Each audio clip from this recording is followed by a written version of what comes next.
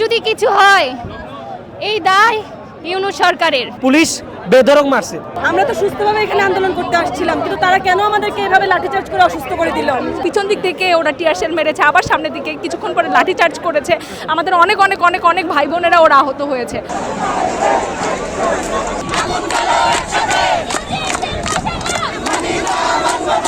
তারা কেমন অতর্কিত হামলা চালালো। আমি বসে পড়েছিলাম, পড়ে গিয়ে আমাকে একজন মহিলা পুলিশ টেনে হিচড়ে সরানোর চেষ্টা করেছে। আমার এক ভাই আমাকে রক্ষা করেছে। আমরা কি সন্ত্রাসী? তারা কেন আমাদের গায়ে হাত তুলবে? ভাই আমি দাঁড়িয়ে থাকতে পারতেছি না। আমরা পাবলিক ইউনিভার্সিটির স্টুডেন্ট, তারা কি আমরা ফুটপাতের টোকাই ভাবছে? যে সরকারকে আমরা বসিয়েছি রক্তে ঝরানোর মাধ্যমে, আন্দোলনের মাধ্যমে, সেই সরকার আমাদের উপর কিভাবে হামলা হতে দিল?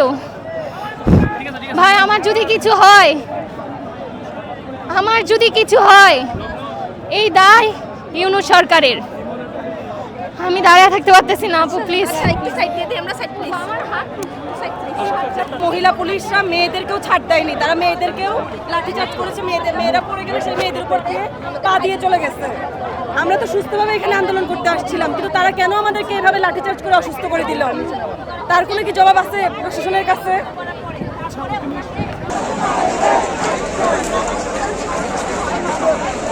আমাদের শান্তিপূর্ণ আন্দোলনের মধ্যে হঠাৎ করে পুলিশ টিয়ারশেল মারা শুরু করে। পুলিশ টিয়ারশেল মারার পরে যখন গন্ধ আমাদের ছেলেপেলেরা নিতে পারতেছিল না, তারা দিক বিদিক ছুটা শুরু করে। তারপরে পুলিশ হঠাৎ করে আমাদের উপর লাঠিচার্জ করা শুরু করে। পুলিশের লাঠিচার্জে এই যে আমার ভাই আহত হয়েছে, অনেক পোলাবান সবাই আহত হয়েছে। আমি নিজে পুলিশের একটা বাড়ি খেয়েছি। পুলিশ বেধড়ক মারছে। না, আমরা এখানে কোনো সমস্যাই করি না, আমরা একটা শান্তিপূর্ণ সমাবেশ করার জন্য এখানে আসছিলাম, কিন্তু পুলিশ আমাদের এই শান্তিপূর্ণ সমাবেশের মধ্যে অতর্কিত হামলা করছে। এটা কোনো মানবিক পর্যায়ে পড়ে না।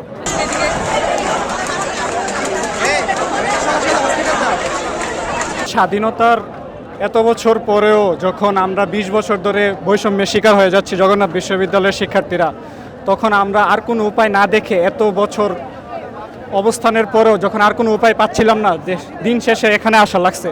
মানে এখানে আসার পরেও যখন আমরা দেখছি যে পুলিশ তাদের প্রশাসনের পাওয়ার খাটে আমাদের উপর টিয়ারশেল লাঠিচার্জ করছে, বিষয়টা আমাদের জন্য খুবই দুঃখজনক। একজন জগন্নাথ বিশ্ববিদ্যালয়ের শিক্ষার্থী হিসাবে এটা কোনো সময় মানা যাচ্ছে না। যখন সবার সামনের দিকে পিছনের দিকে আসা শুরু করছিল, সবাই টিয়ারশেল আর লাঠিচার্জ শুরু হয়েছিল, তো টিয়ারশেলের কিছুটা আমাদের উপর পড়েছিল এই সময়।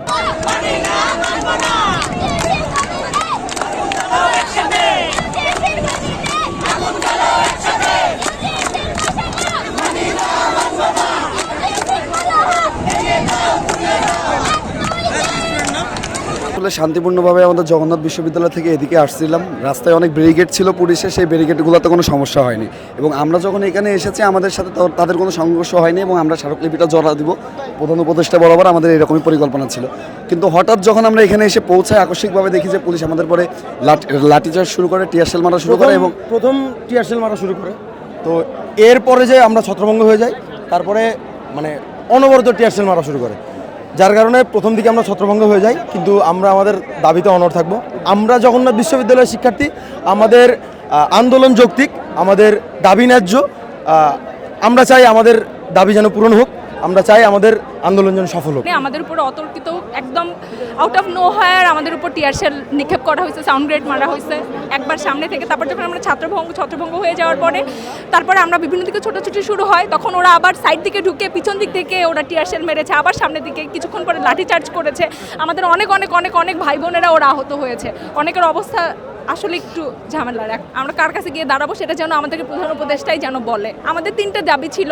একটা ছিল আমাদের বিশ্ববিদ্যালয়ের বাজেট বৃদ্ধি করতে হবে, আমাদের দ্বিতীয় ক্যাম্পাসের কাজ শুরু করতে হবে, আমাদের অস্থায়ী আবাসন নিশ্চিত করতে হবে, অথবা আমাদের আবাসন ভাতা দিতে হবে। আমাদের খুবই যৌক্তিক দাবি, ন্যায্য দাবি। শিক্ষা মানুষের মৌলিক অধিকার। একটা বিশ্ববিদ্যালয় খুলে রাখলেই শুধু হয় না, সেখানকার সুযোগ সুবিধাগুলো নিশ্চিত করাটা প্রয়োজন। সেটা প্রশাসনের প্রয়োজন, সেটা আমাদের দেশের রাষ্ট্রের এটা কি বলবো আমি, এটা যেটা দায়িত্ব, এইগুলো যেন নিশ্চিত হচ্ছে কিনা এটা দেখা। এত বছর ধরে আমরা অবহেলিত অবস্থার মধ্যে থাকতে এমনিতে এত কিছু হয় নাই। আসলে এত বছরে কোনো কিছু নিশ্চিত করা হয় নাই আমাদের।